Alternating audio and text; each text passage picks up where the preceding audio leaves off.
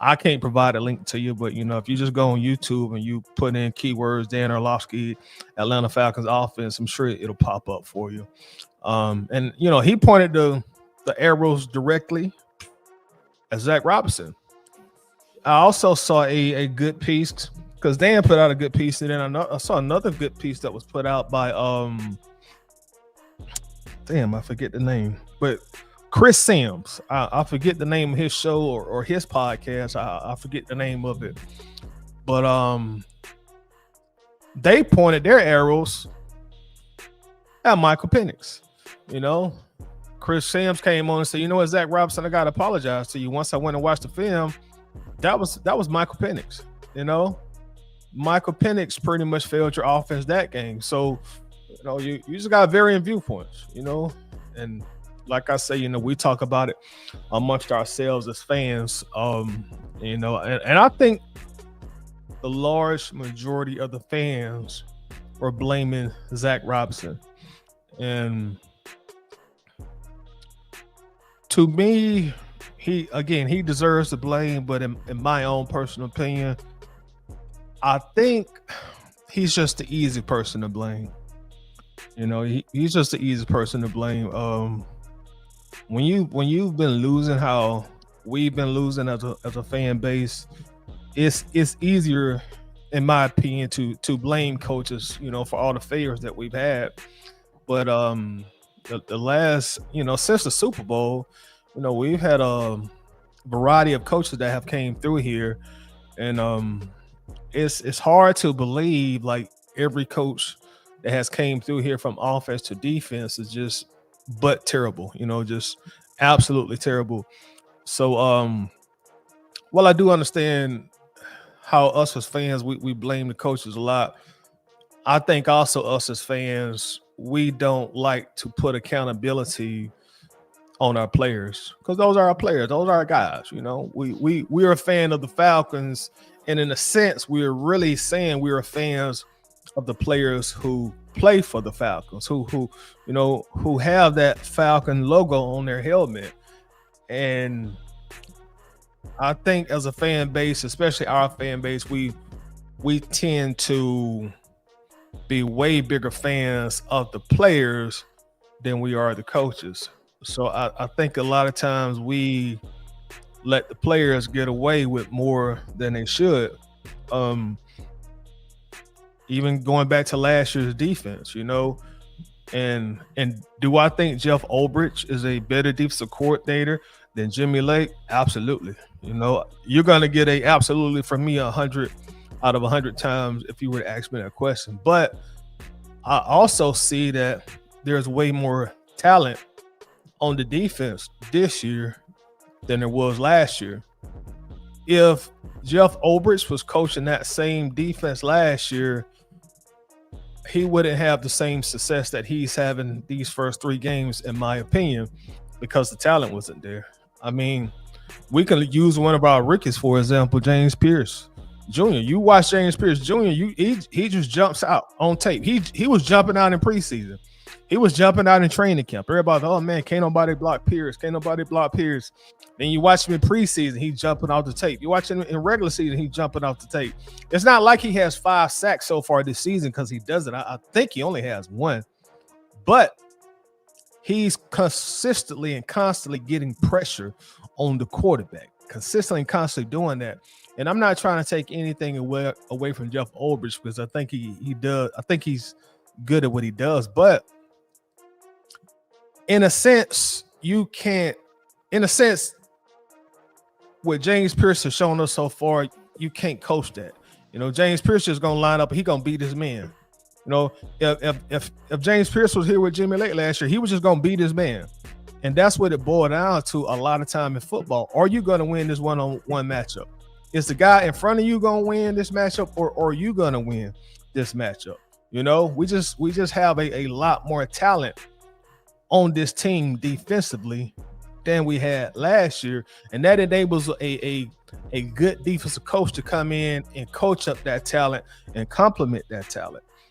So it's a difference. Jalen Walker, Xavier Watts, You know, I look at Watts and I look at Justin Simmons last year, and it just seems like as a rookie, Xavier Watts is a better football player. And that could be due to the fact that Justin Simmons had got older. He lost seemed like 2 steps, which is probably why he's still unsigned right now. You know, and then you look at some of the guys we had like Matthew Judon, you know. But the point I'm trying to make is the talent plays a very big part in your success or your failure as a football team. But let's hop in the comments real quick, you know, before we get on the move. We got King Atlanta support in the building. What's going to happen? What's King? How we doing today, brother? Hope you doing well. He says, what's up? I'm chilling like a villain. He also says, can't wait to see the team win Super Bowls. I'm right there with you. I got my brother in here, MVM 1978. What's up, MVM, man? Appreciate you showing love. He says, I'm here, Tidy. What's good? Chilling like a villain, brother. Let's run Quintola. That's a play on Marcus Mariota name out the bench. Yeah, we better not let Marcus Mariota come in here and beat us, man, in our crib. After our, like you're implicating here, MVM, after our past history, with Mariota, you know, we better come out here and handle our business. Dundee in the building says, hey, Tidy, first and foremost, sorry for the loss of your grandfather. Appreciate that, man. Thank you a lot. Definitely appreciate that. Now let's get to football. Last Sunday proved a lot what we have to work on. Yeah, we got a lot to work on as a team. And this was a big game this weekend. Big game on Sunday, man. Big game on Sunday. Lisa Shepherd in the building. How you doing, Miss Lisa? Hope you having a great Friday so far. She says checking in. She also says the only week 4 and it's already been a roller coaster. Typical Falcons. Life of a Falcons fan. Sunday is a must win for real. Let me comment on that. And like Lisa saying, it's only week 4, and it's bad, man. It's bad that week 4 and we're already in a must win situation, man. And she's absolutely right. We lose on Sunday, bro. In all likelihood, we're there's a great likelihood if we lose Sunday, we're not making the playoffs, man. Trying to climb out that 1-3 hole. You already got 2 division losses. So like Lisa is saying, you know, our backs are already against the wall, and we're not even in October yet, you know, which is a shame. So, you know, we're gonna see what kind of character our team has. We're gonna see what kind of character our coaches have also. You know, let's see what we got. You know, you come out and you handle your business against Washington, who will be missing their quarterback. Jaden Daniels isn't playing. I think their number 1 receiver isn't playing. So, and then we're at home. So Atlanta, there are no excuses, bro. You know, you need to come out here and you need to put on a pretty decisive victory in front of your home crowd. You know, you really do. And if we come out here, we play like we played Carolina, I hate to say it, but the fan support don't suffer as well. You know, it is what it is. But hey, let's come out here and let's just handle our business like we know we need to do. Got my brother in the building. Winston says, what's going on, bud? And chat, smash the like button. Yes, thank you very much for that, Winston. And please do hit that like button. Thank you in advance. It really helps me out a great deal. And y'all make sure to check out Winston and also John Harris every Wednesday on the Eye Test. They come on at 10 p.m. So make sure to check them out and also subscribe to their channel as well. Strapped us as we're the most talked about fan base, even though, well, yeah, and it's not good talk, unfortunately. King Richard in the building says, what's good, Tyler? What's good, King Richard? Had a bad game and a bad day at work. I'm still Penix. I missed it. Penix had a bad game and a bad day at work. I'm still around with it. Yeah, we're still around with our guy. You know, this his first year as a starter, man. That's been some of my commentary before the season even started, you know. Mama said there'll be days like this, and that was definitely a day like that. And the thing about it,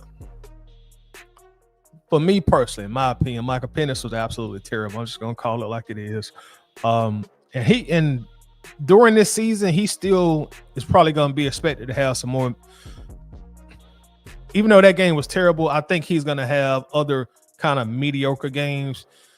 My thing is, Penix, no time soon he can't have another game like he had against Carolina. Not saying that he got to come out here and throw for 4 touchdowns and 400 yards, but what I am saying is you can't. There's a difference between a mediocre game and an absolutely terrible game. Panthers game for Penix was absolutely terrible game. So his play has to vastly improve. Of course, you can't come out here and have back-to-back terrible games like he had, because if you do that and Kirk Cousins gets back in that game, now you're going, even though Raheem shot down any speculation about any quarterback situation or competition or controversy, but if Penix has a repeat game against Washington, that opens the door for Kirk to come right back in. I'm being honest, y'all. I'm being honest. I'm gonna say this, and some may disagree with me, which is absolutely fine. But when you got a veteran quarterback who has proven himself to a certain extent in this league, Kirk knows how to win games. He may not have proven he know how to win playoff games, but he's shown that he knows how to win games. He's shown that he knows how to be productive and run an offense. He has proven that. He has a resume showing that. But what I'm trying to say is Penix can't put up those kind of games that he had against the Panthers and keep Kirk Cousins on the bench. Kirk will reappear. They'll go back to Kirk sooner than later. And I'm not saying that they would give up on Penix, but they're gonna do everything in their power to win games. And if they feel like just Penix, his development isn't there, he's not ready, they'll put him back on the bench. Similar to the guy who beat us Sunday. Bryce Young, they sat Bryce Young down, and I think Andy Dalton came in and started some games, and then Bryce Young eventually came back into the fold. And I really think after that benching, Bryce Young came back playing better football. So Penix really got to get it together, man. Home team with Blackberry in the building. What's going on, Blackberry? It says condolences. Thank you very much, man. I definitely do appreciate that, Blackberry. Y'all make sure to check out Blackberry also here on YouTube as well. If you're not subscribed to his channel, make sure that you do subscribe to him. Very, very knowledgeable, puts out some great content. King Richard says, I think the team has the resolve to finish the job, though. I certainly hope so. Certainly hope so. MVM 1978 says, like Bijan said, this is a make or break game. Yeah, Bijan went lying. Bijan was not lying. We need to do what our slogan says, rise up. We definitely do, bro. We definitely do. You win this game like you're supposed to do on Sunday, you 2-2. You sit in a much better position. Then you'll go into that Buffalo game and you try to get a upset, on national TV. No, I think we have the bye week before the Buffalo game. But anyway, next game gonna be Buffalo, and you'll have opportunity to be 3-2. And if you're sitting at 3-2 after being Buffalo, man, you got some momentum. You're feeling good about yourself. Your confidence is back there. Now, hey, you're right back where you need to be. Zigzag says, I'll be at the game Sunday with my date. They better win. Hey, man, hope you and your date have a great time, man. I hadn't looked at the weather, but I'm sure it'll be a nice day in Atlanta, nice day at the Benz, man. So, go out there and enjoy yourself, man. Have some fun. Don't forget to stand up on third down and make some noise. But digging back into the topic, man. What would y'all say? I think Penix has started with 6 games now. What's been the best game of Michael Penix's career since he's played in his starts since he's been in the NFL, including the 3 last year and the 3 this year? What game would y'all say would be the best game of his career? Do you think, in your opinion? And I want to also, and while y'all answer that for me, I want to dig into some numbers too. I'm gonna dig into some numbers. But again, tell me, what do y'all think has been Michael Penix's best game of his 6-game NFL career so far? Let me know in the comments. What do you think his best game of his career has been so far in his career? And also, I do want to dig into some numbers. I brought some numbers for y'all that I want to talk to y'all about, and get y'all insight on as well. Give me a second here. I'm trying to do something on the laptop while I'm trying to multitask, which I'm not always good at doing. um let's see here what I'm looking for. That's what I'm looking for. Okay, got what I'm looking for. There we go. Let's talk about this offense and Zach Robinson for a minute. Let's talk about this offense and Zach Robinson for a minute. Zigzag say the Bucks game week 1 this year. Jerome, what's up, Jerome? Penix mechanics need some improvement, but I think it's fixable. He need a real quarterback guru as his quarterback coach. I can agree on everything you just said, Jerome. I definitely do. He young, man. He's just a puppy, you know. So it's a lot. He has a lot to learn and a lot to improve on, as you just mentioned, Jerome. But I do see a lot of great potential in the kid. I really do. Winston said the Carolina game last year, then the Washington game of last season. So Winston says Carolina game last year.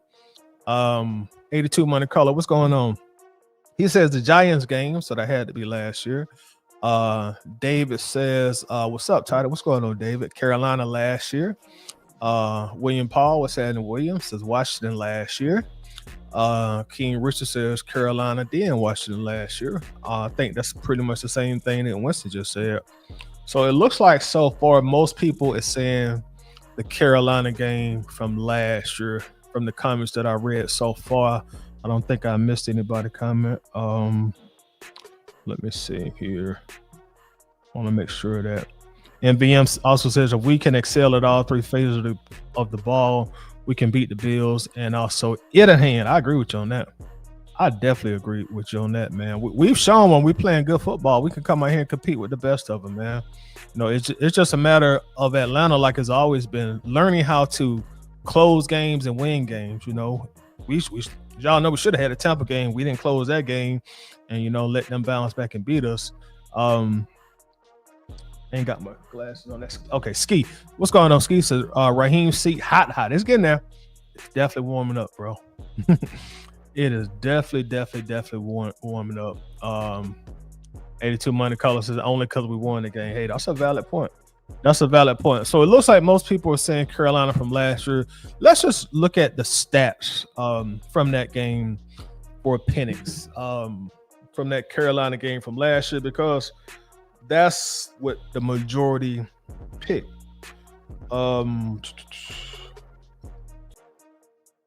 So he completed 21 of 38 passes for 312 yards. I think that was the first 300-yard game of his career. He had a very, very impressive 8.2 yards per pass attempt. That's incredibly good in the NFL, especially for a young quarterback. That's outstanding. 2 touchdowns, 1 interception, and his QBR was 58, and his rating was a 89. You know, so that was the Carolina game from last year, and I tend to agree that probably was the best game of his career thus far. Boy, Cool C in the house. Cool C say yo 770 in the house. I am late. No, you ain't late, bro. We like probably 20-25 minutes in. You actually right on time, Cool C. I appreciate you always coming in, showing love, bro. Shout out to the 770 also in this thing. Zigzag say if they let go Raheem, do Terry stay? I don't think so. If Raheem is fired, I think Terry will be relieved of his duties also. Even though I think these last 2 drafts, Terry has done an outstanding job of getting us some good young talent. But if Raheem is fired, that means there's probably a 95% chance that we're going to have another losing season. And that means Terry Fontenot has another losing season on his resume. And that also would mean that Terry Fontenot, since he took this job in, I think, 2021, that would give him 5 consecutive losing seasons as a general manager. No winning seasons on his resume. If Raheem is let go, I think Terry will be let go again. And I think Arthur Blank just going to bring in a brand new cast, you know, cast of characters. He'll get him another GM. He'll get him another head coach, and he'll just try to, hey, let's see, can somebody else get the ship on the road? But I don't think Terry will survive, man. Having 5 consecutive losing seasons as a general manager is really hard to rationalize keeping a guy like that. Even if you got a Super Bowl on your resume, you come with 5 consecutive losing seasons, man. A lot of times they're gonna let you go. So I don't see Terry staying if Raheem is relieved of his duties. But yeah, let's talk about Michael Penix's best game, which y'all told me was Carolina, so we're gonna say that. And let's also talk about some differences, y'all, from last year's offense and this year's offense. And let's see if we can, put on our detective caps and try to figure out, what's the difference this year compared to last year. Because like I said, I pulled up some numbers that I want to bring to you guys and to you ladies. In 2024 last year, of course, 2024 season, Atlanta average as an offense 22.9 points per game as an offense. And I want to ask y'all a question right offhand, and if you know the answer, please put it in the chat. If you just want to give your best guess, please put it in the chat also. We averaged 22.9 points per game in 2024 as an offense. Do y'all know, or would you like to guess where that ranked in the NFL out of all 32 teams at an average of 22.9 points per game? So somebody give me your best guess, or if you know the answer, put it in the chat. In 2024, we averaged 22.9 points per game. Do you know where that ranked in the NFL out of all 32 teams? David says 17th. It's not 17th, but you're kind of close. King Richard says 6th. It's not 6th. It's not 6th. We average 22.9 points per game. Does anybody else have another guess? Winston says 15th. Very, very close. Ski says 10th. You close also.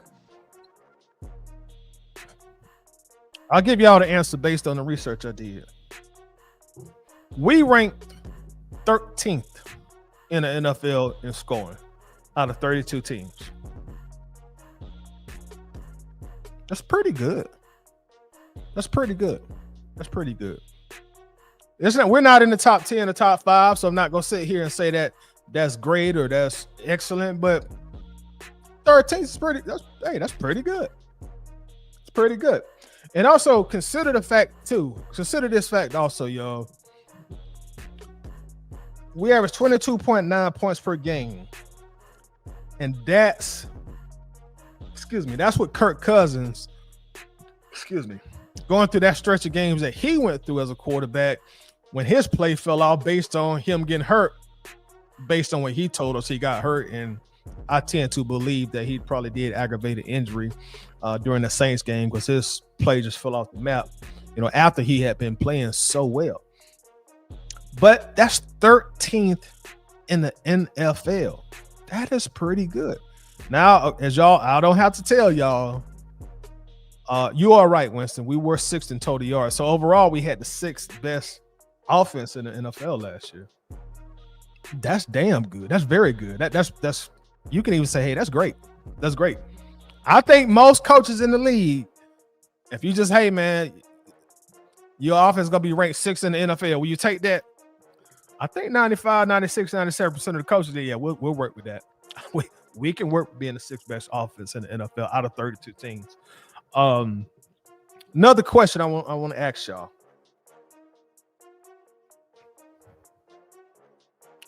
Well, let me give y'all this number. 2024, we averaged 22.9 with Zach Robinson as the offensive coordinator. In 2025, in 3 games, we're averaging 14 points per game. We're averaging 14 points per game after 3 games in the NFL. Now, do y'all want to guess where that ranks currently? And I know it's only been 3 games. This stuff gonna change. But currently, what do you think that ranks in the NFL? Ski, you absolutely right. 31st in the NFL. So essentially we're dead last. If you 31st out of 32 teams, you might well just say I'm last. You know, you might well say we last place. We're pretty much in last place in points per game. Now, mind you, in 2024, we was 13th. And that's what our starting quarterback getting hurt and him falling off a cliff. And we still ranked 13th in the NFL in 2024. I'll just say this, you know, I'm doing what we call after spades. You know, that's a term I know me and some of my friends, you know, used to say when we used to sit around the house and drink and smoke and play spades. And after you lose, you go through the card. Oh man, why you didn't play this? Why you didn't play this? Boy, you should have cut this. Y'all playing after spades. It's over. It's over, man. Shuffle the card. Let's keep going. So I'm doing a little after spades now. What I'm about to say, but imagine if Kirk don't get hurt and his play don't deteriorate. I think it's a good chance we probably would have finished top 10 in points per game in 2024. You know, if Kirk don't go through his situation with him getting hurt, I think we probably would have finished top 10 in scoring. And again, that's very good. 13th to me is good, but top 10, hey, that's even better. Same offensive coordinator, you know, same set, same schemes and all that. But yeah, now we are 31st in the NFL. Also in 2024, also, I did some more research and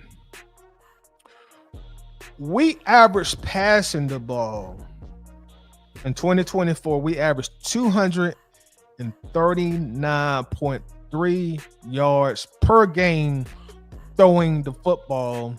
That's, of course, between Penix and Cousins. We averaged 239.3 yards per game throwing the football in 2024 as a team. Does anybody care to guess, or does anybody know where that ranked in the NFL last year in 2024? Again, we averaged 239.3 yards per game throwing the football. Would anybody like to take a guess on where that ranked in the NFL last season? You know, so give me a guess. Ski says 17th. Was it 17th? Was it 17th? Does anybody else want to take a stab at it? And guess where we ranked as a team throwing the football in 2024? Where did we rank as a team? Anybody care to take a guess at it, or if you know, and don't look at Google. You know what I'm saying? Don't nobody be going on your Google and doing the research. Just take a guess. 239 yards per game. Where did that rank in the NFL in 2024? Any other guessers out there? Anybody else got a guess? Going once, going twice. No more guesses. I'll give you the answer. That ranked 5th in the NFL. King Richard comes in and says 9th. You were close, but that ranked 5th, y'all, in the NFL in 2024. Same offensive coordinator, mind you now. Same scheme, same pistol, and all that stuff that we hate now. 5th in the NFL. And I'm gonna keep playing after spades, but that's what Kirk Cousins playing like 5 games on a bum arm. Once he got hurt in New Orleans, he just was never the same. And even with Cousins playing them 5 games hurt and him falling off a cliff, 5th in the NFL in passing yards per game. TG said he think Cousins helped being on the field. You're probably right. 5th in the NFL. Currently this year in 2025, guys, we were averaging 199.3 yards per game, which is a 40 yards per game decline compared to 2024.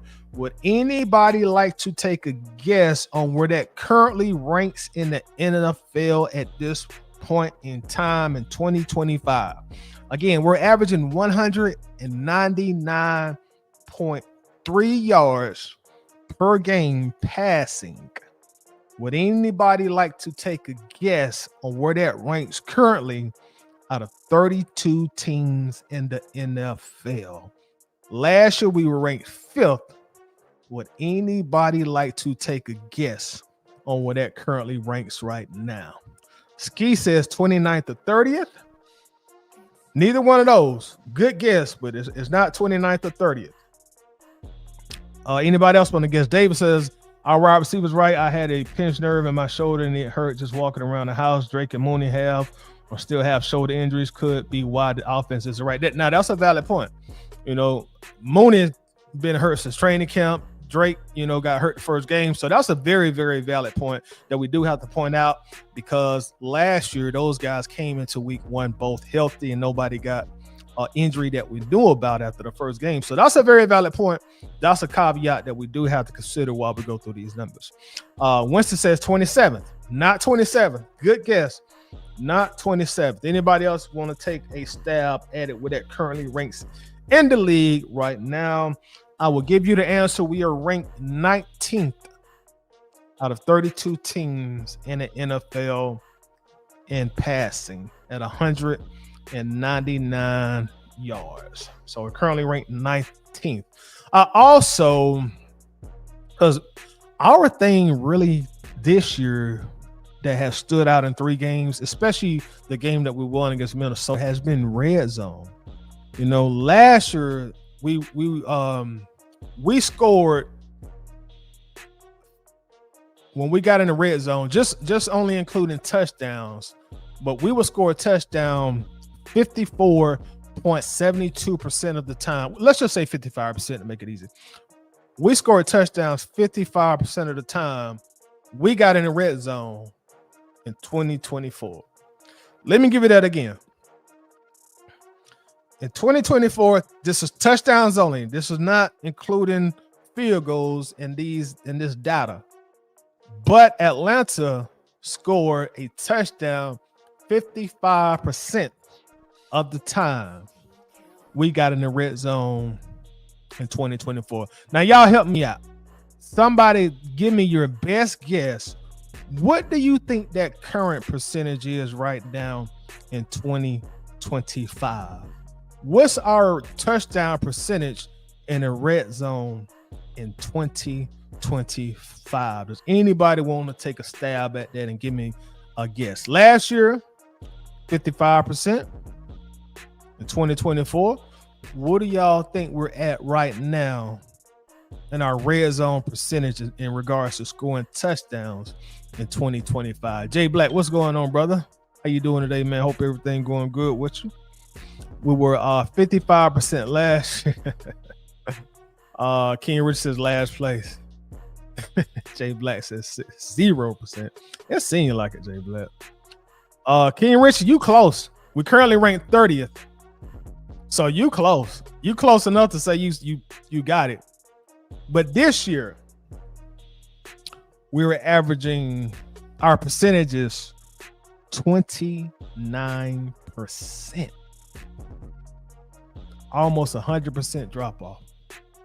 29%. And we were 55% last year. 55% last year. So, hey, same offensive coordinator. Keep that in mind. Now, the offensive coordinator has not changed from the 2024 data to this 2025 data. Also, one other thing that I want to point out as far as data goes is like y'all told me earlier, a few of y'all said, we were 6th. I know King Richard said it, and I remember Winston said it, that we were 6th in total offense. Last year, we had some guys like step up and put up some good numbers for our offense last year. We had superstar running back Bijan Robinson. He almost had 2,000 all-purpose yards. I think he had about 1,400 yards rushing. Actually, almost 1,500 yards rushing. But he had almost 2,000 total yards. I think he had about 15 touchdowns. Drake London had a career year last year. Drake had his first 100 reception season of his NFL career. He had a season best 1,271 receiving yards, 9 touchdowns. That was a damn good season for Drake. So Drake had a career year last year. Darnell Mooney, if he don't get hurt them last couple of games and his snaps get limited, he would have had a career best in receiving yards. He finished with 992 receiving yards, 64 catches. He had his career highest in receiving touchdowns. He had 5 receiving touchdowns. That is a career high. So you know what? I'm going to just go ahead and say Darnell Mooney had a career year too.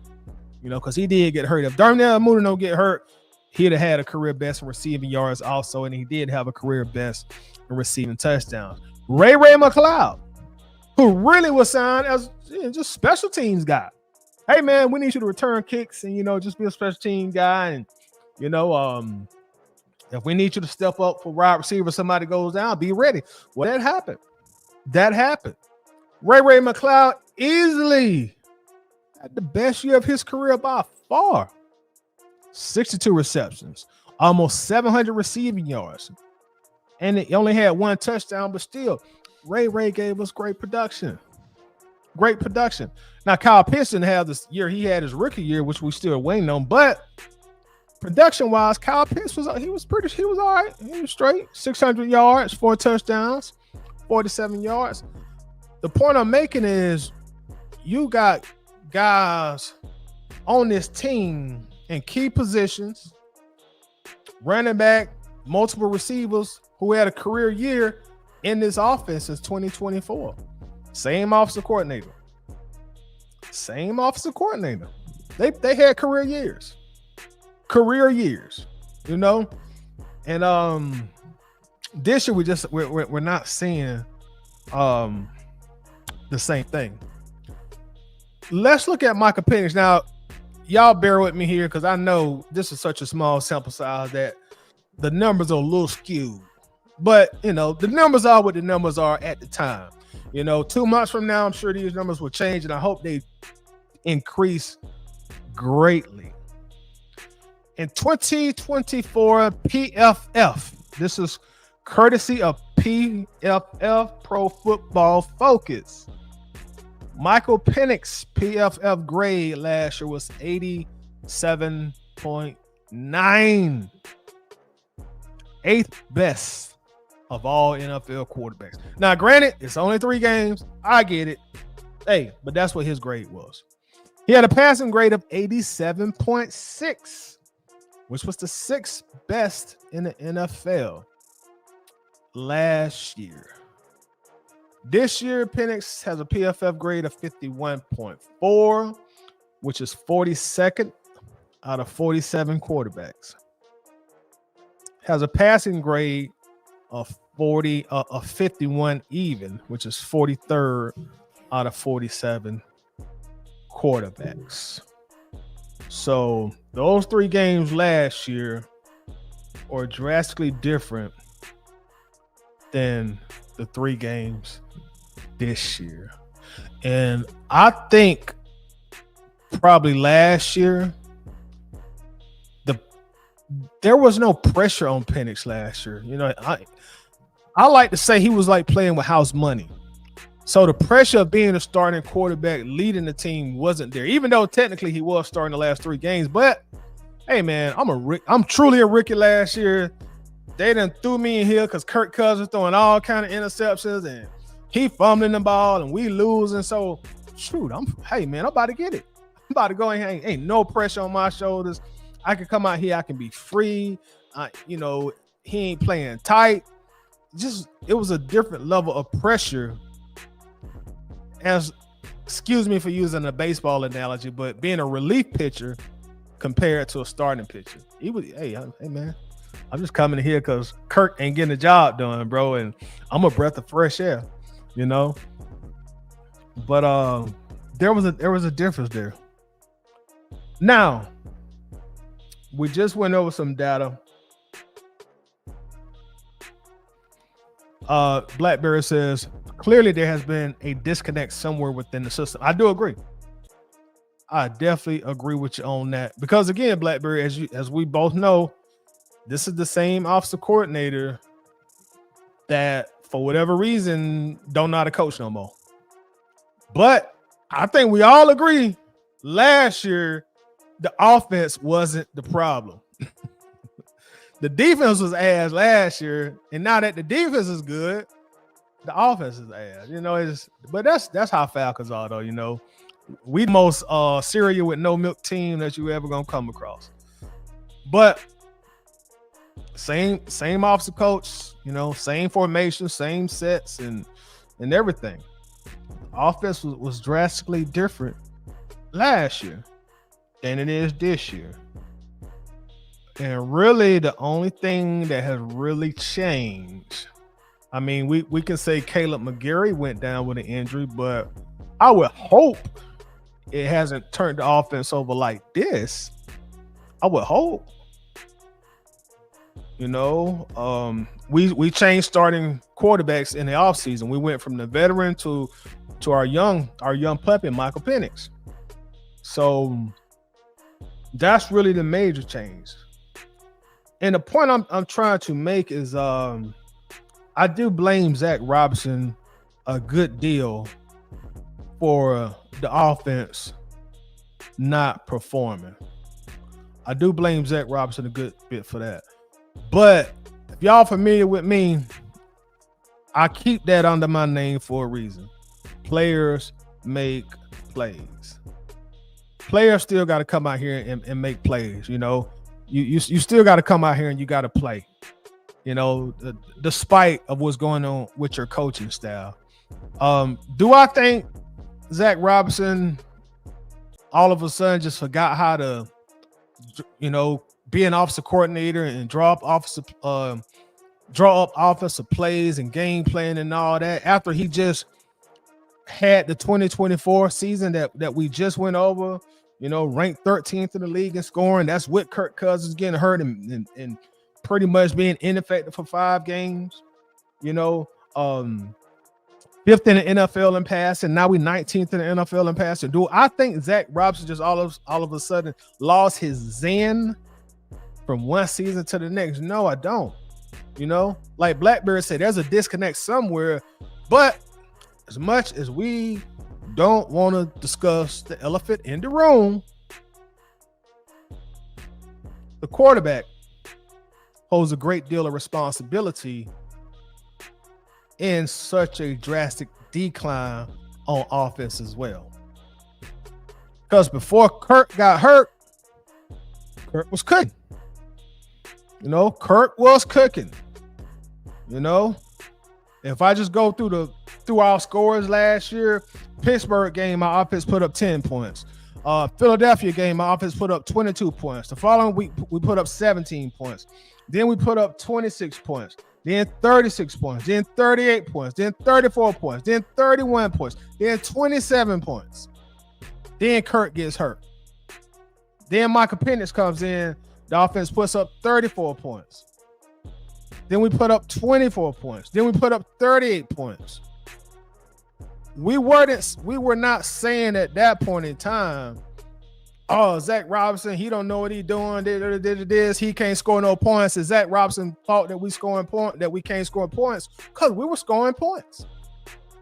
Even the final 3 games when Penix came in last year, do y'all realize we averaged 34 points per game? The final 3 games with Penix playing. So me personally, it's hard for me to give all the blame to Zach Robinson. I'll give him some of the blame because he's the offensive coordinator. Just like if the team fails this season, I'm gonna give a good amount of blame, a large amount of blame to Raheem Morris because ultimately the buck starts with you. That's the head coach. But I can't give Zach Robinson all this blame that I'm seeing people ditch on him. I can't go that far. I'm gonna be real with y'all.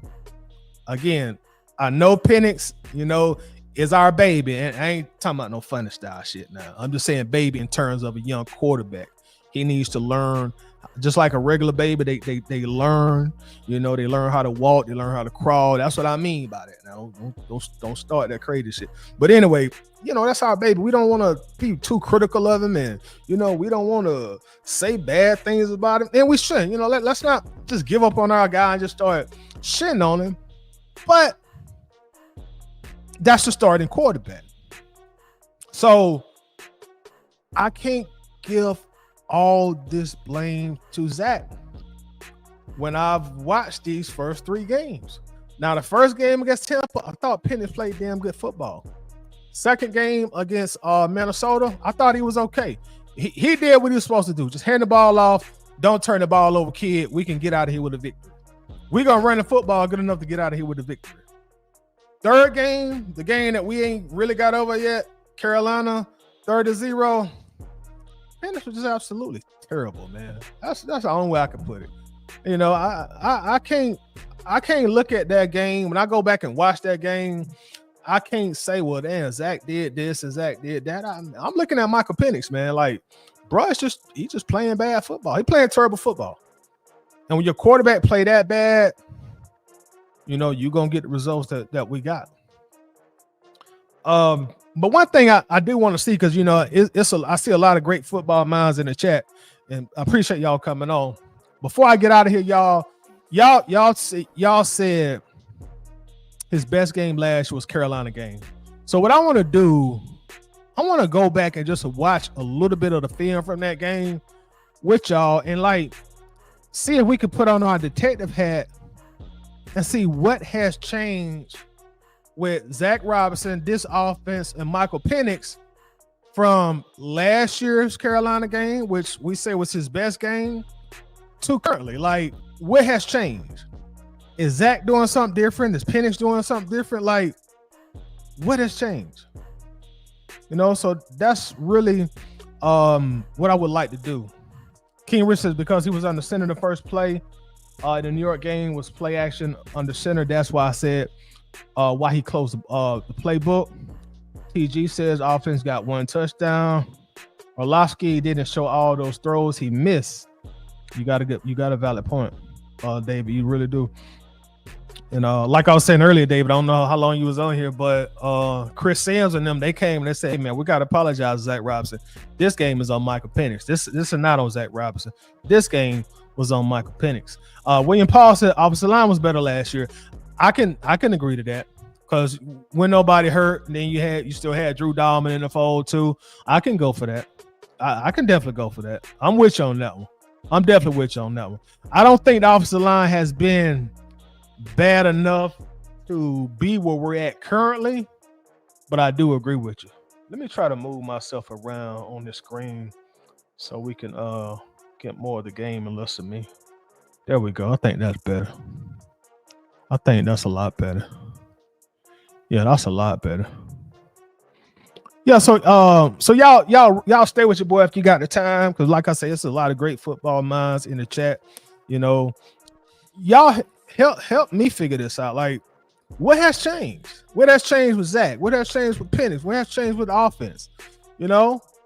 So let's just go through this game a little bit. We won't watch the entire game, but let's just see if we can pick up some things. Because this, as y'all told me, this was Penix's best game last year. So let's go through it if we may. I think this is the first snap of the game. Look like we coming out in y'all favorite formation, that pistol, which y'all love so much. I'll just mess around. But let's see if we can pick up some things. We'll probably fast forward through like the running plays, because Bijan gonna be Bijan. We ain't wondering what that happened to Bijan. Bijan is still Bijan. All right, so of course we're coming out running with the pistol. So let's go through that. We don't have to worry about these run plays.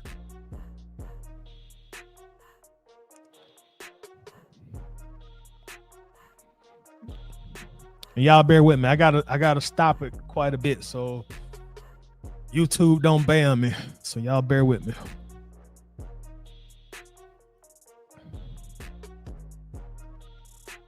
Looks like we got 2 backs in the backfield. We're sending some motion. What we gonna do?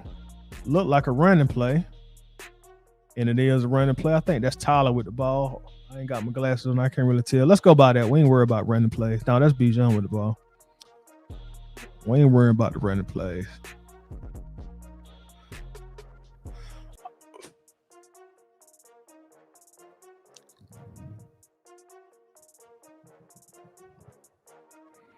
Now, I will say this about Zach Robinson. Even though we lost this Panthers game, we came out trying to establish the run early, and I think schematically that's what we messed up last game against Carolina. We came out trying to pass, and I don't think you need to put so much weight on Michael Penix shoulders so early in his career. He kind of showed us last game that he ain't ready to be a quarterback that's going to throw the ball 35, 40 points a game. And with our running game, he shouldn't.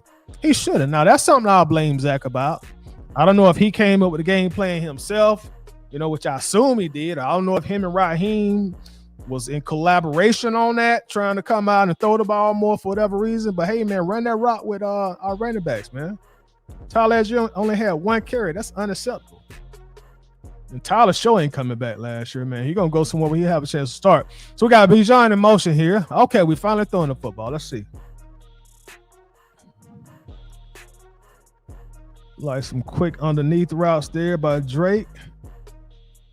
I don't know what we did on that play. Let's watch it again.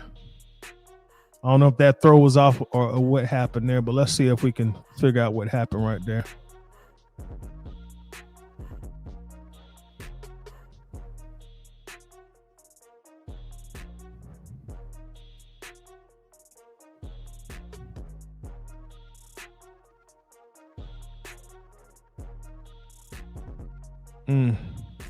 Like he just misfired. Like that ball got away from him a little bit.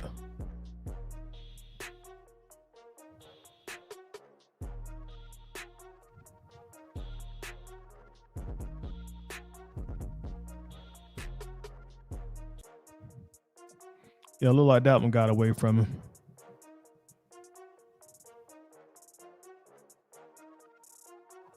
Now this play right here, if this is the play I think it is with Kadero Hodge, I think this is one of Michael Penix's best throws of his career so far.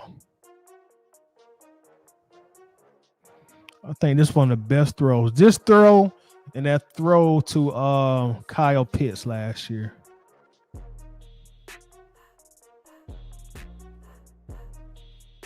And he got the guy open right here, so he got the right read. And he fit the ball in such a tight window, man. That's a Pat Mahomes throw right there. And that's what we ain't saw from Penix so far this year. We haven't really seen these throws that he was making last year. Man, this is a hell of a throw right here. Hell of a throw. We're in the pistol again.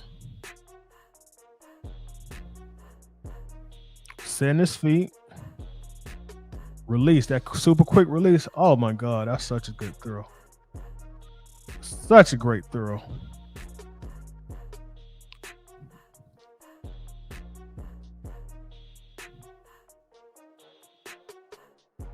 All right, we got some play action.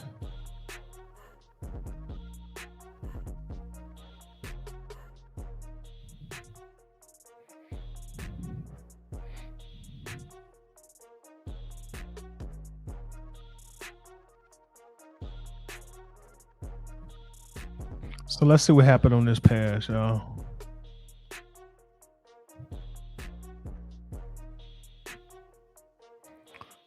Like we're still pistol heavy. That really hadn't changed this season. Quick play action, set your feet, let it go. Okay, so that ball got away from him too. I want to say that Ray was open on this play, but we gotta get it down. He high pointed the ball then. Got to get that down. And see, you can live with these throws. He still ain't putting the ball in harm's way, and this is his rookie year, so he gonna have to figure out his time with his receivers. Yeah, he's wide open. You want to connect on this pass, but you're not mad at it either early in the game. But you do want to connect on that pass, definitely. All right, so in the shotgun, y'all. It's going to spread the receivers out on this play. This looks like this is definitely a pass play, knowing Zach Robinson. This is definitely a pass play. True to form, he comes out passing. Let's see what we got here. Like this guy breaking open. I don't know if that's Kyle or Bijan.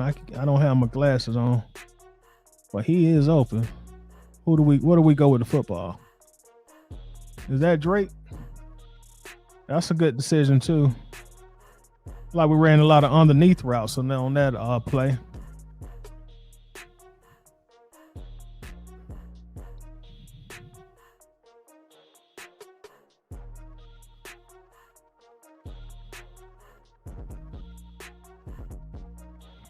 Great protection.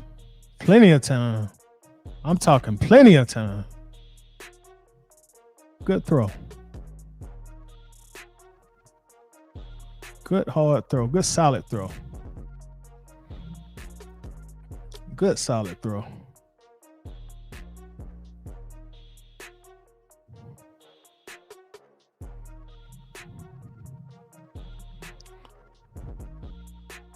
All right, so we hand the ball off. We're going to go by that. We ain't worrying about the running play. I think we missed a play there. Let's go back. Oh, that's a running play. We ain't worrying about that. All right. Ball in the red zone, where we have struggled at all year so far. Let's see what kind of play column we come out in. I'm assuming that this is first down. Like Bijan just picked up a first down. So we come out. First down. Looks like we are on about the 12, 13-yard line. Let's see if we can get this ball in the end zone. Motion. Play action. Okay, let's see what we're going to do. Incomplete. That's good. That's cool. I like that play call. Down here in the red zone, let's see if we can catch him off guard with a quick play action.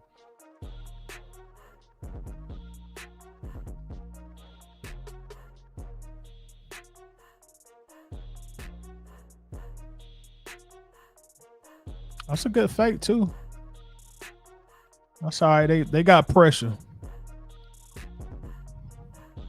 It might have been a different play if we didn't allow that pressure to come through. I'm guessing this is second down, y'all. Still in the red zone. Can we get 6?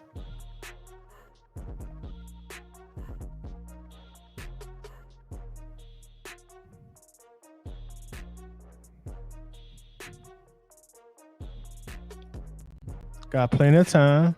Clean pocket. Like whoever this is flashing open. Oh, he's damn wide open. I hope that's where we go with the football. Did he drop the ball? What happened? Is that Kyle?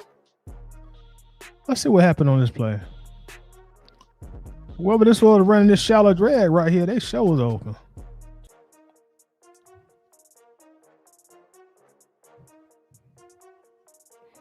Plenty of time, boy. That's some damn good blocking. That Kadero Hodge. Yeah, that's Hodge. He threw it behind him a little bit, but I still think you got to catch that ball. It's not an easy catch, and he didn't lead him, but I feel like that's one we still got to catch. I feel like we still got to catch that ball, y'all. What y'all think? I feel like we got to catch this football. Yeah, you got to catch that, bro. You got to catch that ball. You might could have got upfield, made one guy miss and scored a touchdown. Got to catch that football, bro.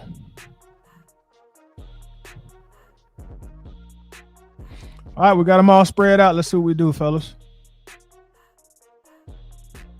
Clean pocket again. I don't know if I would have, of course I'm looking at this in hindsight, bird's eye view, but I think I might have hit Kyle Pitts on this play, y'all.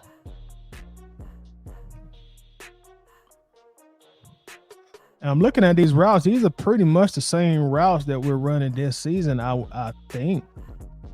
Right there. I probably put that football right here on Kyle. I probably put it right here. Throw one of them old Michael Vick lasers. Put it right on him. That's a big body receiver. Just put it right on him right there. Bow. I would tear that jersey up. But we tried to fit it through a tight window to Drake. I think that's Drake. I ain't got my glasses. I can't see that good. And we didn't complete on it, but I would have hit Kyle Pitts on that play.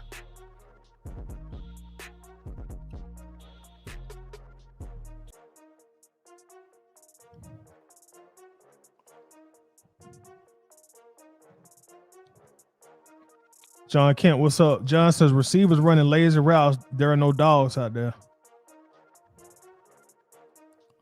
I would have went right here, y'all. That's where I'm going. Unless it's third down and we trying to either score or get a first down. I'm not sure what the down and distance was. But he tried to fit it in this window right here.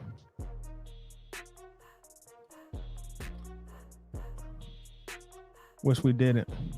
Okay, that could have been the case. You know, it could have been a down and distance situation. So, all right. So let's go by this. Let's go to our second drive. But again, we get to the red zone. Can't get a touchdown.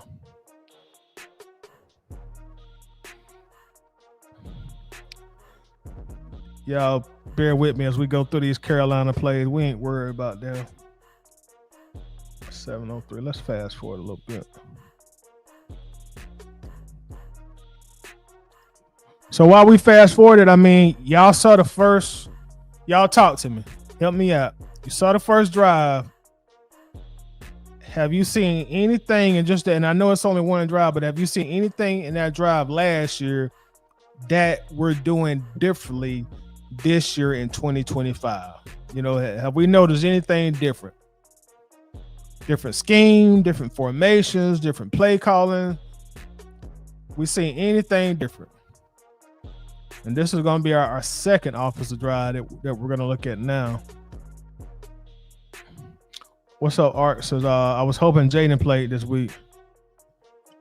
Man, Art, I don't wish injury on nobody, and I wish him a speedy recovery, but I'm not mad he's not playing. I can't lie to you. I can't lie to you. Winston, that ball goes to Pitt sitting in the middle of the field and letting him muscle his way into the end zone. Yeah, that's what I thought as well. That's what I said when I was looking at it. He also says Hodge got to catch that. He was already thinking his next move. Correct. You absolutely correct, bro. Absolutely correct. John said they running lazy routes. Speaking of the receivers, see what else we got. David says quarterbacks communicating with the throw. Drake has to go down and catch that. He's trying to save him a headache. You saying Drake had them alligator arms, are you? Let's see here. All right, says looking forward to the bye week because we need it. We do need the bye. Hopefully we get old Storm Norton back, man, after the bye week. I don't know what his timetable is, but hopefully we'll get him back. All right, so let's look at our second offensive drive of the game, y'all. All right, that's a random play. We ain't worried about that. We're trying to see schematically what is difference between this. Okay, here go a pass play out the pistol. Now that was a good, easy, quick, smooth throw. You know, it didn't seem like he thought too much about it. He saw he had an advantage in pre-snap. He threw it right to his guy. Didn't see none of that really last game against Carolina.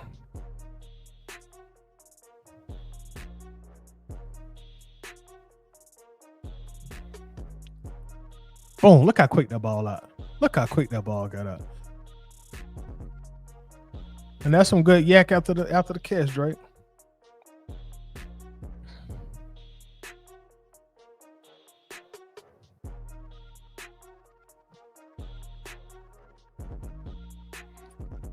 I'm guessing this is a run and play based on the formation. Maybe I'm wrong. But we ain't doing a whole lot of play action. Let's see. Yeah. You can definitely look at that formation and see where we're running.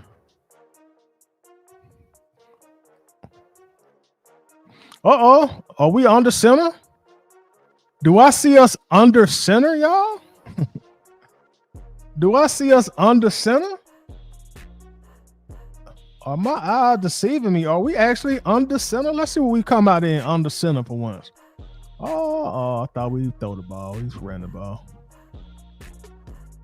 I know that's something Zach has been criticized for, not running a lot of plays on the center.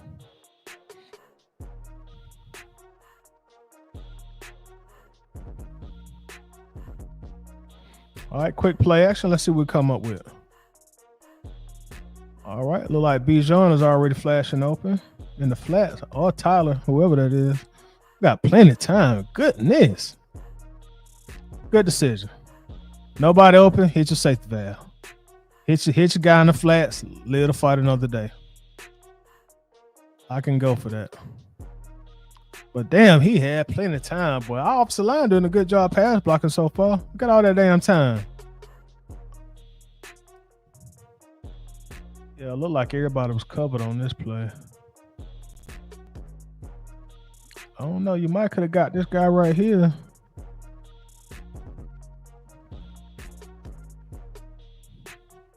But I ain't mad at that. If you ain't confident in the throw, don't force it. Take what the defense giving you.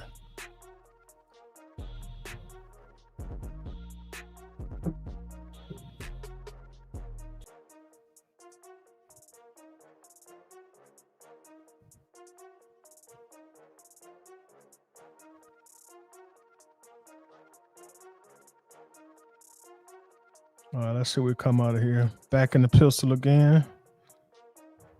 Running play. We're going to go by that.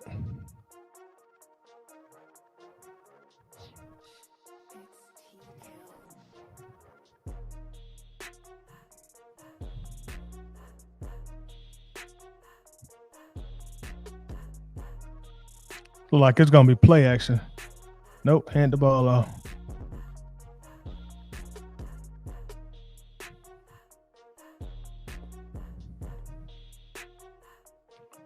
Three receiver set, tight end in motion. Let's see what we got here. Toss sweep.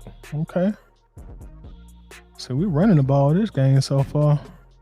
We want a damn pass it fall this week. Or this last week.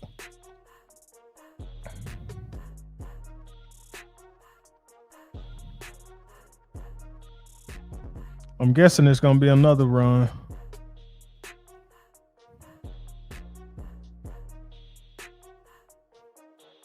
All right, there go that play action. Oh man, this dude, he got boy, we got so much time. Look at his pocket. God, Leah off the line doing their job right here. So we got to find our receiver on this play, y'all. We got to complete this pass. It's too much time. Oh, I remember this play. This that sideline play to Bijan. When your line give you that much time in the play action, those are plays that you just got to find a receiver to hit. And I'm not saying that's on Penix. Maybe our guys just didn't get open. That looks like the case. He really don't have no other options to throw to. You got this guy look like he about to drift right here.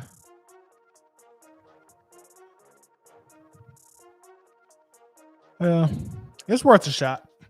We caught it, but it was just out of bounds. That's a play you stash and you go back to it sometime next year, and you try to complete it in bounds. But great job of pass blocking that play. Look at that line. Boy, look at that pocket, y'all. Look at that pocket. All right, so what we do here, I'm thinking this is probably third down now. I can't see the down the distance. Got to get that ball down. I'm trying to send Drake to Grady.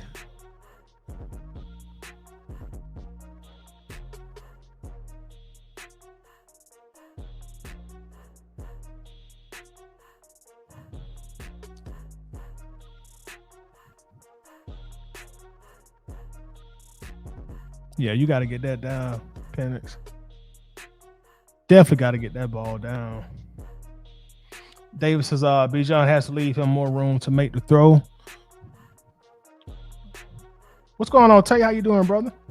Says, what's up, Ty? I honestly think Penix has something going on mentally, or maybe he was concussed during the Panthers game. I'm used to seeing a calm and poised Penix. I don't know who that was last Sunday. I absolutely agree on everything that you just said, man. I don't know what was going on with Penix, man. I've said this plenty of times today, but he just seemed overwhelmed. He seemed confused. And then I eventually seen him lose his confidence. And when your NFL quarterback loses his confidence, it's curtains at that point. Maybe he did have something going on mentally. You never know. He hadn't spoke on it. I don't know. But that wasn't the same quarterback that we had come accustomed to seeing. This ain't so far, even though he had thrown a lot this game, this quarterback we're watching on film now looked nothing like what we saw on Sunday. Penix was just making poor decision after poor decision after poor decision this past Carolina game last weekend. T Terry in the house. What's up, T Terry? And hopefully that's just a one-time thing for this season. You know, it is what it is. He's a young quarterback. You know, he gonna have his peaks and his valleys. All right, another good pocket. Man, our offensive line is blocking their ass off, boy. Goodness. Got some pressure came through late there, though. Might have affected that throw. And I think, honestly, we probably got to get that ball out of our hands a little bit sooner. You know, they've done a fantastic job blocking for you all day, quarterback. But, you know, hey, they can't block 5, 6, 7 seconds each and every play. So either we got to get the ball out or we're going to have to pull a Mike Vick and take off. All ass. Can't sit there with it forever. Yeah, if you holding that ball in your hand 5 seconds, man, you got to make a decision. Got to make a decision. Okay, so I'm guessing that was 4th down. All right, let's say we can get another drive.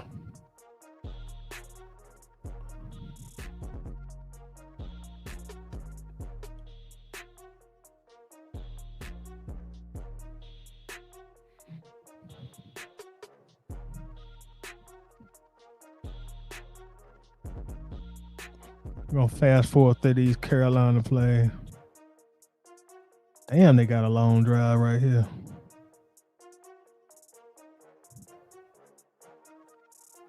I'm guessing they must have scored a touchdown on this one.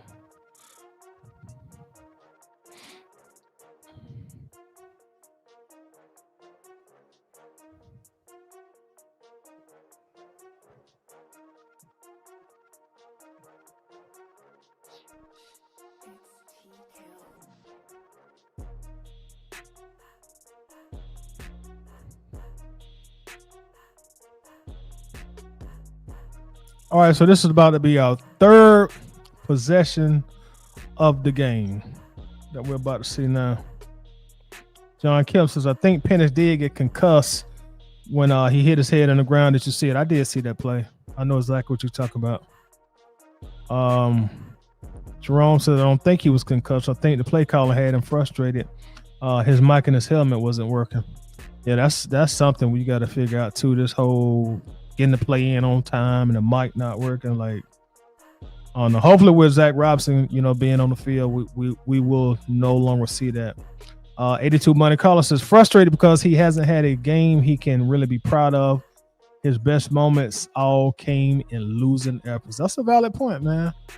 That is definitely a very, very, very valid point, bro. All right, so let's see what we do this series, y'all. Coming out in our pistol again. Setting in motion, which we've been doing all day with the tight end. Looks like it's going to be a run play to the left side, I'm guessing. And it is. And looks like we gained a couple yards. So we're going to bypass that. All right, so 3 wide receivers set. Either we're going to throw the ball or I think we're going to run a dive play. Got some motion. Let's see what's going to happen. And we are throwing it. Very short gain on that play. All right, so I'm guessing this is probably 3rd and long, I'm guessing. I think this is Bijan here lined up in the slot. I don't know. This play might have worked if it's completed. Let's see what the blocking did. Let me see. If we complete this pass, y'all think we could have got somewhere with it? I'm thinking we had our blocking set up. Put it on him right now. Yeah, if he catch this, he gonna haul ass. Especially if he can pick up, he can get this guy and get him blocked inside.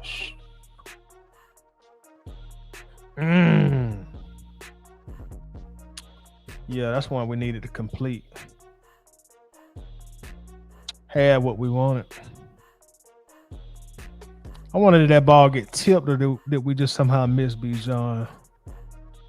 Let's see. Did somebody get a hand on that? Nah. Look like we just overthrew him. We just didn't put that ball where we needed it to be. All right, so that's a pass play. Let's see what happened here.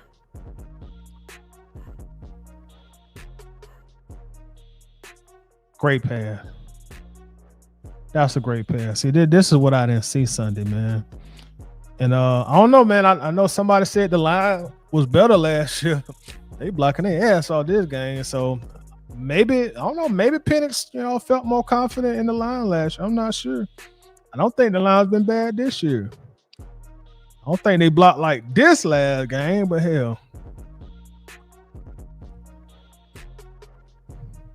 Look how he stepped into that throw. He had, he had a real wide base, which you want to see from your quarterback.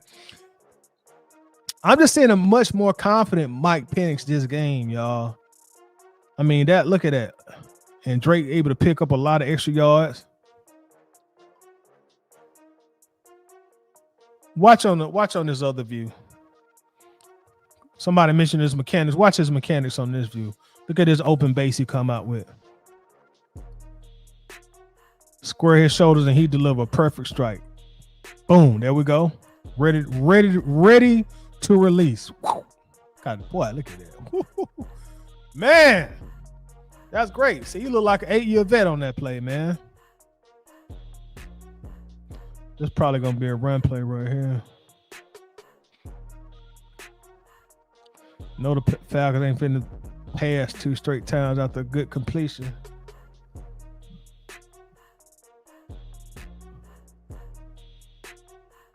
All right, so we moving the ball. Let's see what we do right here. Okay, we entering the red zone. Look like we got the ball on the 20. It's all sweet. Let's see what we do on this play. Boy, that be John. Hell, boy. Goodness, y'all seeing that cut? God damn, he got somewhere. All right, can we put the ball in the end zone the second trip into the red zone? Yeah, you got to score a touchdown at some point.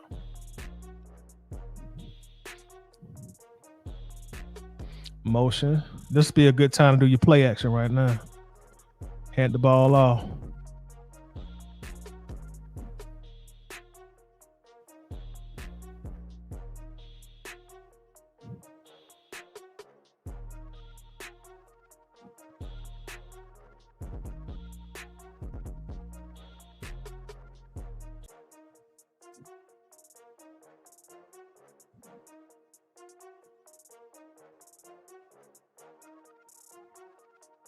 Do we score on this drive?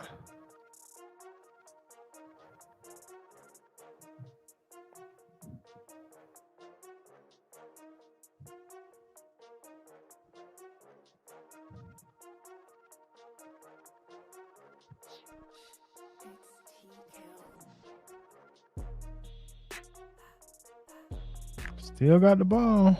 It got to be 4th down. I don't remember this game. Is this 4th down?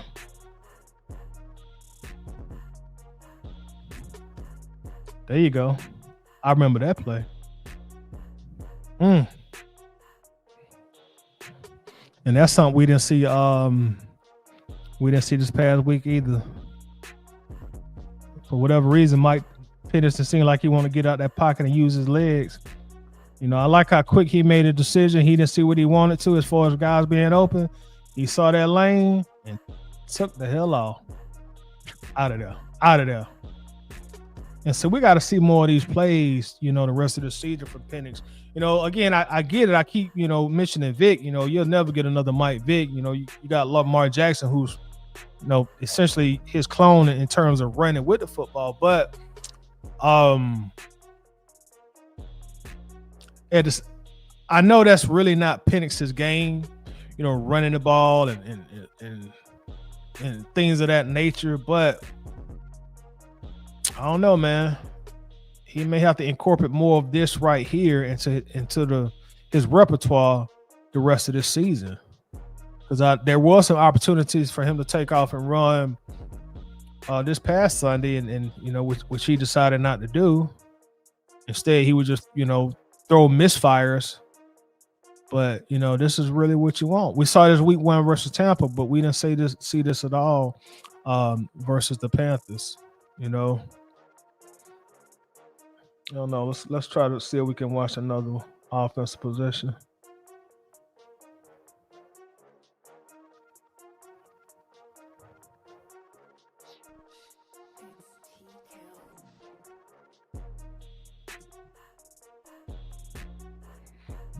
So this probably.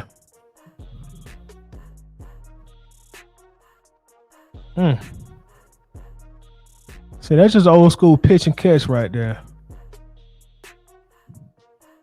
He already know what he want before the ball snap. Dissecting the coverage that the defense in, make his decision quick, and let's rock. Although the defender almost got a hand on that ball, but he didn't. Mike's quick release and just getting that ball to him so fast he couldn't do nothing.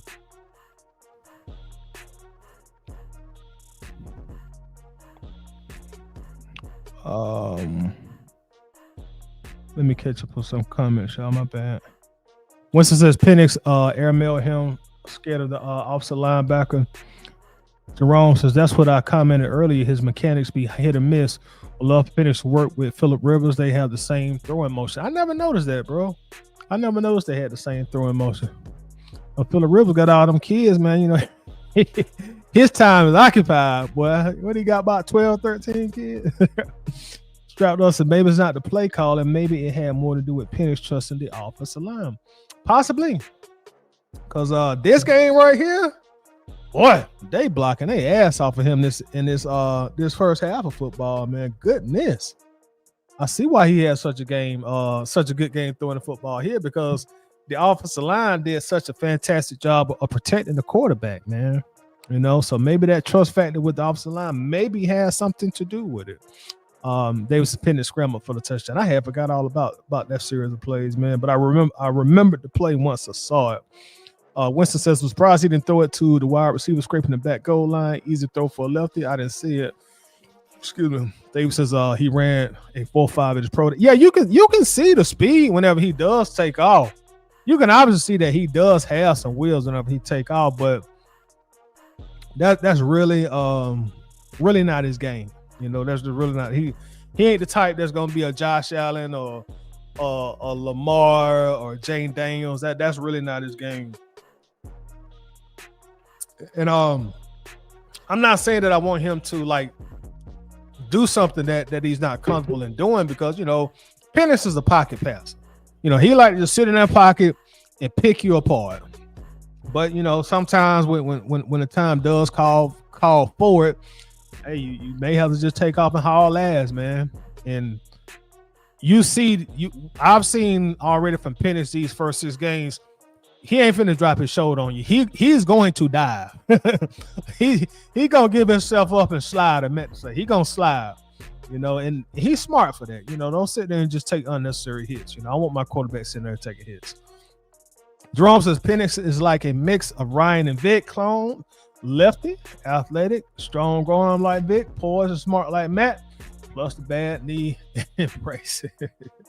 Yeah. I don't think Vic or Matt had them knees, but everything else you're saying, I totally agree with you. Coach in the building, what's going on, Coach? From the Coach's Corner, y'all make sure to check out Coach. Just started his channel on YouTube, shot his first show. Well, he had his first show last Wednesday, so go check that out. Check him out also every Wednesday at 8 p.m. at the Coach's Corner. What's up, ABG gang? Hit the like button and follow. Please do. Thank you for that, Coach. Also, Coach says Michael Penix has said he doesn't run due to his injury, so only way he will is the last resort. And you can see that watching his game. I'm sure those injuries linger, in the back of his head. After having 2 major knee surgeries. You know, that's something that's there, and that's something that's gonna stay there with him. And again, you know, I'm not wanting him to be like a quote unquote running quarterback, but every now and then keep that defense honest, man. If it ain't nothing but a 3 to 6 yard pickup, every now and then just let them know you'll do it, and that'll keep them honest the entire game. But let's see what happened here on this next possession. And see, this is what I didn't see last game. Like he already knows Drake is gonna be open on this route, and he's just making these throws so effortlessly. I mean, without much effort. Excuse me. Like, this is just easy for him. Watch how easy he just shoot. Oh yeah, I know he gonna be open on this route, so I'm just gonna get the ball to him and see if he can get some yards after the catch. And I don't know why this last game was just such a struggle, man. Carolina team ain't good. Look at that. Bam. Oh no, that's Kyle. My bad. That's Kyle Pitts. Just so easy.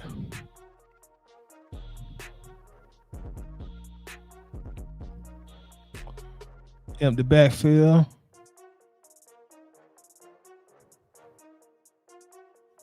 See, this is what we did not see Sunday, man. Him getting outside that pocket, making a play. This is what we fell in love with last year. We did not see this past Sunday, and he had opportunities to make plays like this, but for whatever reason, he chose to stay in the pocket. Even the pick six, that pick six he threw, he could have made this same kind of play. Instead of just being lazy and just throwing that pick six, that was a lazy play, man. That was low effort. I mean, this is a great play by your quarterback, man. And this is why he was getting the accolades he got last year. Because when you see a rookie make this kind of play, you thinking to yourself, oh man, he gonna be a top 5 quarterback one day. Because this is like something Nevada do. And look at the line. They gave him so much time. Okay, his first read. Okay, that ain't there. So let me reload. Keep looking. Make a move. Get out. Get on the horse. Now at this point, he sees that Drake is starting to angle away from this safety. So in his mind, I'm going to either haul ass if this safety comes here with Drake. But if Drake can get more separation to the sideline, I'm going to hit him right here. And that's exactly what he does. Okay, I got him. Safety backpedaling, I got him. That's an excellent fucking play, man. I'm telling you, that look like something from an 8-year vet, man. An 8-year vet who done went to 5 Pro Bowls and at least 1 All-Pro game. Or All-Pro team, excuse me. This is what we fell in love with from Penix, man. This was it. And just like, let me go back to the play. And then also, again, shout out to the offensive line because they are a big part of why this play was successful, giving him the time that he needed and allowing this play to develop. And also shout out to also Drake for finding a hole in that defense after they cut off his first route. But y'all, this was called excellent quarterback play. This is excellent quarterback play. Look at that. Okay, it ain't there. I got plenty of time. No pressure. Now let me get on the horse and get outside this pocket. Now I'm about to put some stress on this defense. Now either y'all finna have to come up and watch me, which in all likelihood gonna free somebody up. He already looking at Drake. He just watching his safety. If this safety stay on Drake, I'm gonna haul ass and hope this guy block for me. I feel like I can at least get 3 or 4 yards. Okay, now I see this safety drifting away. Okay, I got his ass. Bam, perfect strike. Excellent football, man. And y'all, I know y'all be tired of me saying this, but this is what I mean when I say players make plays. That's my quarterback making a play. That's my quarterback taking matters into his own hand. Fuck, what's his name? Zach Robinson. Fuck Raheem. Fuck all that other shit. Wide receiver coach. Players make plays. This is what I be talking about right here, y'all. This is a player making a play. Beyond what's called, who on the field, none of that stuff. Players find a way to make plays. And this is what we need more of from our quarterback. I don't know what was wrong with him last Sunday, but this is the Penix that, showed us them flashes of being possibly bringing the first Super Bowl down. Look at this. Look this dude. Look at it on the run. Bam. Perfect straight on the run. Oh, dog. Oh. Hell of a play. Hell of a fucking play, man. Hell of a play. We need more of that, Mike. Come on now. That was a hell of a play. Hell of a play. Jerome says, do you think we go get a tall, fast wide receiver for Penix next offseason? He had Zuma in college. I know I butchered his name. I don't know. That's a good question. I think a lot of that is going to depend on how the season plays out. Because, of course, we don't have a first-round draft pick. And do you want to spend your first pick in the 2026 draft on a wide receiver? I don't know. I think a lot of that will depend on how the season plays out. Now, if Kyle Pitts leaves in free agency, I think the chances increase that they do go get one early in the draft, possibly the second round, third round maybe. I don't know. I just really think it depends on how the season plays out and also what they decide they're going to do in free agency as well. Because in all probability, Kirk Cousins will be released, which will probably free up about $45-50 million in cap space. So they may just go out there and buy them a receiver. I'm not sure.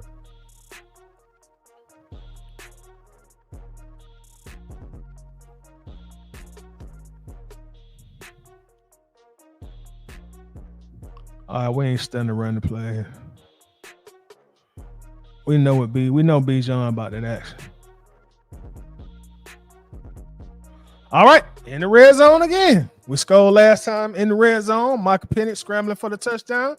What happens this time?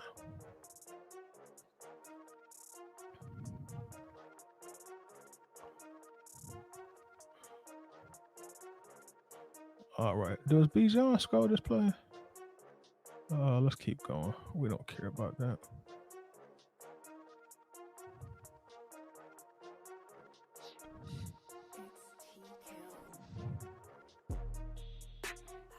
All right, let's go. Let's get the ball in the end zone. What you got, Zach Robson? Let's see what play call you sent in. Tall sweep.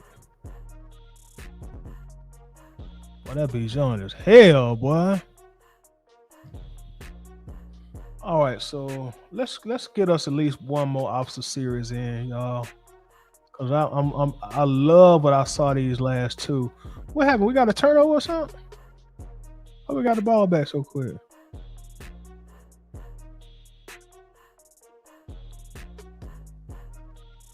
Oh, was it halftime?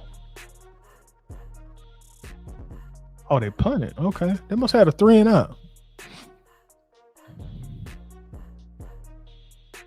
Oh boy, let's see what we miss here.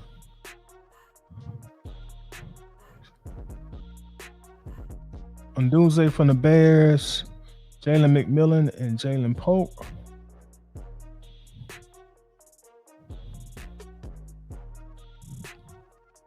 All right, so let's see what y'all boys Zach then drew up here.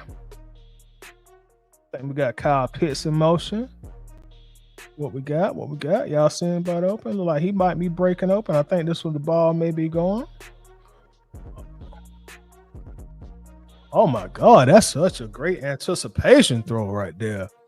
When he threw that ball, Drake went open just yet, boy. See, man, this is what we didn't see Sunday, y'all. Look at this. This what made the coaching staff say, man, F. Kirk, we starting Penix next year. F. Kirk, anticipation. You know what he gonna cut this route out at. Cut the route off at, excuse me. And you threw a perfect straight. Man, that is not an easy throw to make. That is not a easy throw to make. You know, to anticipate where your wide receiver gonna cut his route off at, and to throw an accurate strike there. Shit. What's that about air yards? What's that about 12, 15 air yards? Yeah. Shit might be a little bit more than 15. Bro, that is not an easy throw to make, y'all. That is not an easy throw to make. And that's just, see, what we're watching right now for Penix Jr., this is just damn good quarterback play. This is your quarterback making plays. This is damn good quarterback play. Too damn bad the defense sucked last year, and they couldn't reward the rookie with a victory because he playing his ass off. This is a damn good, this is just back-to-back drives. I have seen all pro level type throws from my quarterback. Back-to-back drives. This is a damn good throw. This is some old school 1988. This is Joe Montana throw. When he just hit John Taylor in the seam. That's what that was. That's what that was. And I don't know what did y'all do to my quarterback last Sunday against Carolina where he wasn't making these kind of plays? What y'all did to my quarterback, man? What did they do to my quarterback? This is not the guy that I saw last Sunday that I'm watching on this film. This is a totally different person. Dog, this is exceptional quarterback play we're looking at, y'all. Don't underestimate this throw. This is not an easy throw to make and be this accurate with the football. Look at this. Set my feet. Okay. Good base. That way I can get all the power I need in my throw. Bro. Dog. Man. That's such a good fucking throw, man. That is such a great throw. Such a great throw. David said this is the brilliant 2-minute drive before the half. 82 Monte Carlo says, I feel like our practice squad guys better right than our starting receiver. Swats ATL, what's happening? Hey Tyler, can you turn the brightness up on the film? I don't know. Let me see.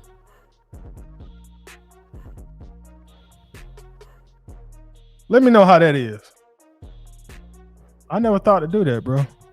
Hopefully that's better. Let me know how that is. It sure turned the brightness up on my ass. I might need some shades, nah. But let me know if y'all can see it better that way. God, this is a great throw, man.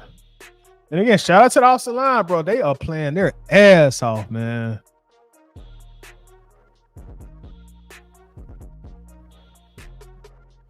It's kind of dark on my end. You all good, Swats. Once the Penix is going to be a dog, as soon as he gets out of his own head, relax, and play the game you've been playing since a child. Absolutely agree. I absolutely agree. He just had one of the more down games, man. And I don't think he's gonna repeat that anytime soon. You know, I think that's gonna really dig deep into his competitive drive, and expect him to come out and play a good football game this Sunday, man. I think he gonna take this bad game as a challenge within himself, and he gonna bounce back. But it just plays like this where you just is like, wow, this guy is amazing. Look at that throw. Look at that throw.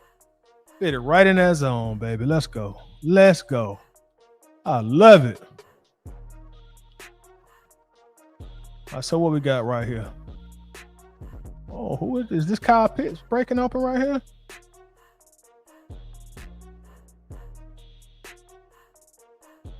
Oh, I probably would have went to the other side of the field.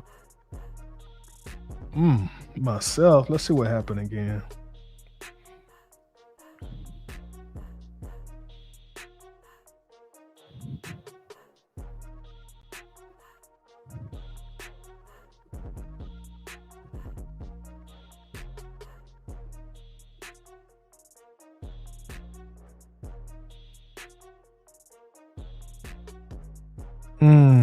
Yeah, he missed his guy right here. That's where the ball should have went right here. I think he looked at him and then he looked him off. But it's all good. But yeah, he should have went right here. Kyle Pitts got that body language too. Like, God damn it, I was open, bro.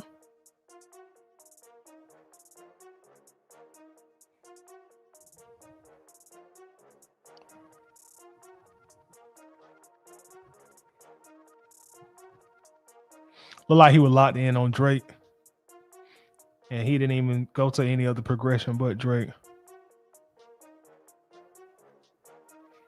I don't know if somebody hit his hand also as he released the football. But Kyle Pitts was a much easier throw if he'd have looked over there. I don't know if he looked that way or not. Let's see if somebody make contact with him, which may have caused him to make an errant throw.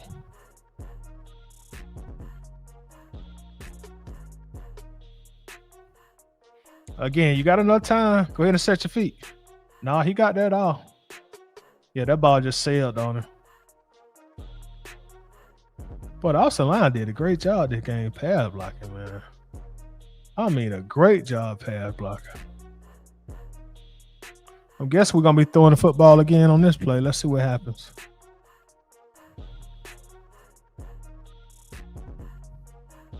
Oh, they got a stunt coming. Good pickup. I think that's our center. Look at that. Ooh. Well, look at Bijan, that you dropped the ball, son. Come on, Bijan. Got a quarterback out there looking like Superman and you dropping the ball.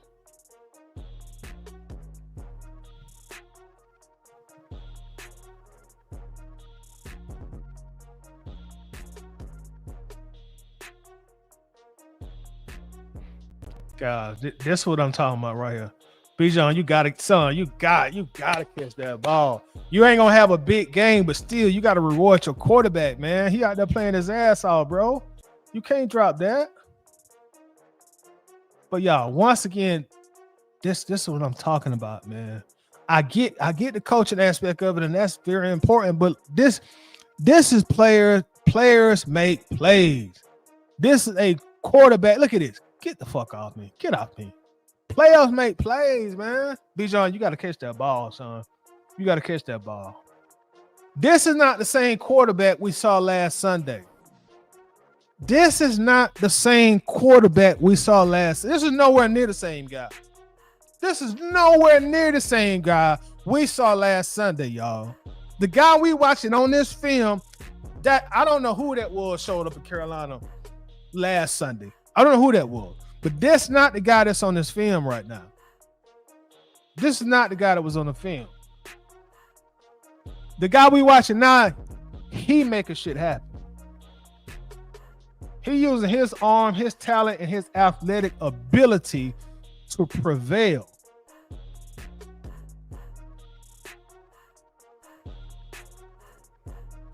God damn, this pocket that he having all that goodness. I see why he plays so well in terms of throwing the football. They giving him all fucking day.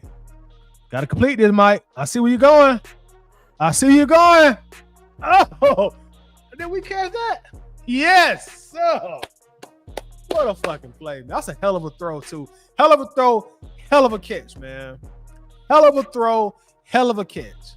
He put that ball on the money. That was a hell of a catch by Ray, man. Let's go back and see that. And all this happened because he got the protection he need. Nice little chip block by Bijan. See, right here, Penix already know, like, I can get this ball here before this safety can get here. Like, I got a strong enough arm, a quick enough delivery. I can deliver this ball here before the safety can step up here and get this interception. Bam. Bam. Wow. Dog. Bruh. That's just talent. That is talent. That's what we looking for, Penix Jr. We know you got the talent, son. Get out your head. Oh, damn. Oh, well, I hit something by mistake. Well, I guess that's enough, y'all. I don't know what I just hit then to start the damn game over, but I don't feel like trying to find it. But we'll stop sharing it. I think we done seen enough, man. But y'all, that's yeah, what the word did I just do? But that's what we talking about, y'all. That's what we talking about. And from that film, I mean, I don't really see anything significant that we did differently schematically. You know, I did see the quarterback playing 10 times better this last Carolina game last year than he did this past Sunday. And I think that makes a big difference, you know, in production. Coach says, if I was Kyle Pitts, I would say F this team and decline any offer. If they're made, he has missed way too much. Hey, that might be exactly what he do, Coach. That might be exactly what he do, because, you know, he's a free agent after this, unless they decide to put a franchise tag on him, which I'm sure they probably won't, but we'll see. Coach said he had no pressure because it wasn't on his shoulders this year. Different story. Now he will shrink or rise up. So far, not too well. It's funny you said that, Coach. I don't think he was in here earlier, but that's a point that we made when we first started the show. It's like last year he was on house money. He was just going to Vegas and somebody gave him $200. Hey man, have fun. If you win, you win. If you lose, you lose. But hey, it's on me. He had just house money. He didn't have no pressure on him. He was coming in to relieve Kirk Cousins. He was a real rookie. Like, man, shoot, I'm about to let it go. You know, I'm just about to play. And this year, you know, the responsibility, the expectation, and it's a different type of pressure that's on him now. So, you know, that's a very valid point, Coach. You know, he's probably overthinking the process too much. You know, when he just needs to be the same Michael Penix Jr. that we just watched on this film, and everything will fall into place. Got my dog 3 Dirty in the bed. What's up, 3? Yo. What's happening, 3 Dirty? Winston said, I told y'all, you see the difference in the line, you see the difference in the offense, and the difference in the quarterback. The line is definitely light years better this game, bro. Winston, I thought I might could have completed 2 or 3 passes throwing behind this line. But beyond that, you know, we also can't dismiss the fact that Michael Penix was making plays. You know, he was putting the ball in spots that you see from an 8-year veteran, that you see from a 10-year veteran. You know, quick release, you know, pinpoint accuracy and confidence. You saw the confidence on this film, you know, and we didn't see none of that this past game against Carolina, man. So all in all, y'all, you know, I guess I'll just have to be the outcast in regards to talking about this. But when we looked at the data and then we just looked at the film, I can't walk away and say this is all Zach Robinson's fault. I can't do it. I can't do it, man. I can't do it. Not especially when we just watched that film and saw the difference in play we saw from Penix. Same scheme, same pistol formation, same type of plays. You know, ain't really much change from last year to this year. It's just last year, you know, as Coach has kind of indicated, maybe Penix didn't have the same kind of pressure, you know, coming in relief of Kirk Cousins that he has now as the starting quarterback. You know, the expectations are different. So we just need him to calm down, you know, play like the guy that played last year against Carolina the rest of the season. And bro, we gonna be all right. If we can get this guy back, we're going to be all right. I don't think, you know, Zach Robinson just forgot how to coach and forgot how to, you know, put up numbers like he put up last year when you had multiple guys have career years. You know what I mean? So our quarterback, as young as he is a puppy, but hey, he got to hold some of this blame too. When you don't score no points against the Carolina Panthers, you cannot solely blame that on the offensive coordinator, because it's not all the offensive coordinator's fault. Now, am I saying one or the other don't deserve any blame? Am I coming on here trying to say, hey, Zach Robinson shouldn't be blamed? This is all Michael Penix. I'm not saying that. You know, they both can get blamed, but we can't scapegoat the offensive coordinator when we looked at film last week and we saw how terrible Penix was, and we looked at film tonight and we saw how great Penix was. You know, we saw him just making plays. Players make plays. Coaches coach. Players make plays. As is testament to this film that we just watched. When Winston says, "Oh, I'm not letting Penix off the hook for last game," that's on him. He played like yesterday's garbage. Yes, indeed. I totally agree. Antoine Wartown, what's going on? Antoine, what's good? Titan Facts family. Let's get dub on Sunday. Leah, let's do it, man. But you know, with that said, y'all, I'm about to let y'all enjoy your Friday. But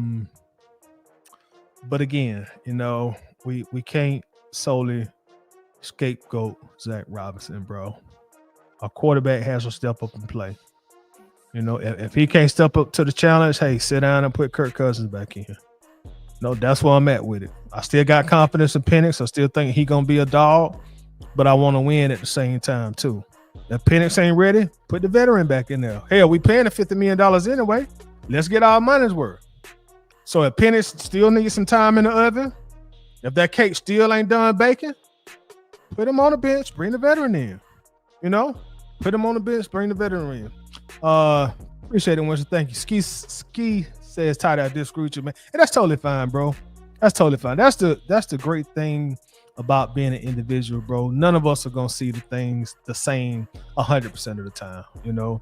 And if I had more time, you know, I would definitely ask you to pinpoint what you disagree about, and we would chop it up. But I'm coming up on 2 hours, and that's about as long as I want to be on here tonight.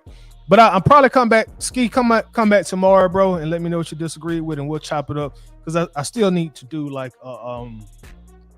Falcons Commanders, you know, show also, because we hadn't done that yet. We just been focused on this game, but we'll try to do that. You know, I'll try to holler at some of the fellas and see if they're able to come up tomorrow as well. But I appreciate everybody coming through, man. Thank y'all very much, man. Y'all have a blessed Friday night, and take care of yourself and your family. Peace.